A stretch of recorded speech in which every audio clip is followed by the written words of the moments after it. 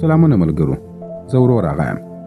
ملګرو، او دا بیا د مکسیکو په میچواکان ایالت کې په 1943 کال کې یو داسې څه پیښ سوه چې ټوله نړۍ یې حیرانه کړه.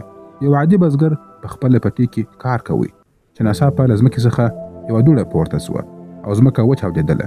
په څو ورځو کې د عیش او لاوا غونډۍ دومره لوړه سوه چې هلته یو نوی اورغورځونکی غر جوړ سو.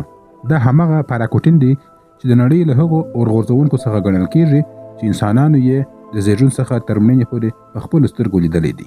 د پاراکوټین لوړوالی په لومړي اونۍ کې 1500 فوټه ته ورسېدی او په راتلونکي کلونو کې شاوخوا 1400 فوټه ته لوړ سو. لاوا او آتش فشان نږدې کلی په بشپړه توګه سره لاندې کړي. تر ټولو ویرونکی منظر هغه وخت و چې د کلیسا ودانۍ په لاوا کې ډوبه سوه او تر ننه پورې یې یوازې پورته برخه ښکاره کېږي. دا منظره د ځمکې د قهر او د وخت د ځواک ژوندی ثبوت دی. د ساینسپوهانو لپاره پاراکوټین یو بېساري لابراتوار وګرځېدی.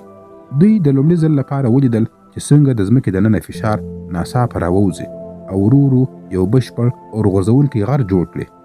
دا پیښه د جغرافیې په تاریخ کې یو مهم پړاو وګرځېدی. تر ننه پورې هم څېړونکي دلته راځي او هڅه کوي هغه بدلونونه درک کړي چې لا هم د ځمکې په طبقو کې روان دي. د پاراکوټین شاوخوا سیمه اوس په یو اسرارناکه منظر بدله سوې ده. تورې شوې لاوا ډبرې او د لاوا له منځه راوتلي د کلیسا کنډوالې. دا ځای د یوې جادویي نړۍ په څېر ښکاره کېږي. دلته ولاړ هر انسان دې ته اړ کېږي چې فکر وکړي. هغه ځمکه چې موږ ته ژوند راکوي کولی سي په یوه شېبه کې هر څه تر ځان لاندې کړي.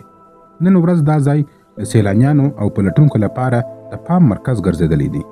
خلک دلته راځي او د هغه پټې کیسې اوري چې له هغه څخه د ځمکې اورغورځونکی غر وزېږېدی. دلته هوا لا هم داسې احساس کوي لکه د هغه ورځې شاهده چې وي کله چې ناڅاپه اسمان په دود سره ډک سو او ځمکه د لاوا په سمندر باندې بدله سوه. ملګرو، پاراکوټین یو اورغورځونکی غر دی چې موږ ته دا احساس راکوي چې زموږ نړۍ لا هم څومره ژوندۍ او فعاله ده. دا ځمکه یوازې د ډبرو یوه ګوله نه ده بلکې د تل بدلیدونکې انرژي کور دی او کله چې دا انرژي ښکاره سي انسان یې یوازې کتلی سي خو مخه یې نسي نیولی. همدا لامل دی چې پاراکوټین تر ننه پورې د ځمکې د انرژي او د هغې د اسرارناکه فطرت تر ټولو ژوندی سمبول ګڼل کېږي. خپل نظرونه مو په کمنټ کې راسره شریک کړئ. که مو ویډیو خوښه سوې وي ویډیو لایک او شیر کړئ او زموږ یوټیوب چینل هم سبسکرایب کړئ. تر بلې ویډیو پورې مو الله مل شه. مننه.